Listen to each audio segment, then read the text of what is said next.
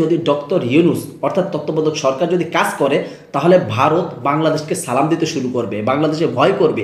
এমন কিছু বক্তব্য শুনেই ভারতের ঘুম হারাম হয়ে গিয়েছে, মোদি দিশাহারা হয়ে গিয়েছে। আর যদি এই কাজগুলো ডক্টর ইউনূস করে তাহলে কি অবস্থা হবে সেটা আল্লাহ ভালো জানে, আল্লাহু আলাম। যাই হোক, এই ভিডিওটি আপনাদেরকে দেখাবো, রিকোয়েস্ট করছি না টেনে। আজকে ইন্টারেস্টিং একটা ভিডিও, গুরুত্বপূর্ণ একটা ভিডিওটি দেখবেন এবং ভিডিওতে লাইক এবং ভিডিওটি শেয়ার করে অন্যদেরকে দেখার সুযোগ করে দিবেন। তো চলুন আগে দেখে আসি, তারপর বাকি কথা বলি।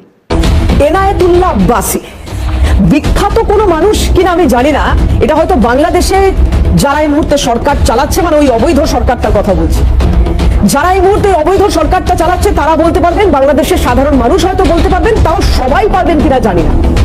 আমাকে 10 বার কাগজ দেখতে হচ্ছে যে এই ভদ্রলোক বলবো কিনা জানি না। যাই হোক, এই ব্যক্তিটি কে?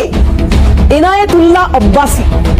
জানা গেল ইনি একজন ধর্মগুরু, মানে ওই ইসলামী নেতা, ধর্মগুরু, এবং ইনি পাঠ দেন কি করলে ভারত বিদ্বেষ বজায় রাখা যাবে, বিশেষ করে আজকের দিনে দাঁড়িয়ে। সরকারকে 3টা পরামর্শ দিব, যে 3টা নীতি তারা বাস্তবায়ন করে হিন্দুস্তান বাংলাদেশের নাম শুনলে হরে রাম হরে রাম করতে করতে পানি খাবে। প্রথম নীতি, ভারতের বাংলাদেশের পাশে হচ্ছে শিলিগুড়ি করিডোর, চিকেন নেক বলা হয়।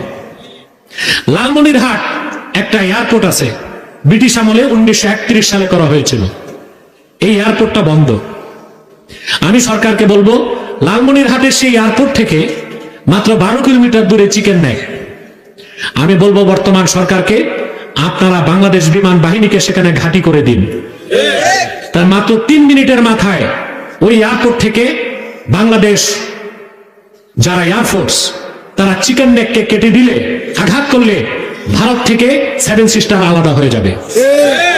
ভারত কখনো বাংলাদেশের দিকে তাকাবার সাহস পাবে না। 2, ভারতের চিরশত্রু চায়নার সাথে আমি বলবো বর্তমান সরকারকে সামরিক চুক্তি করতে।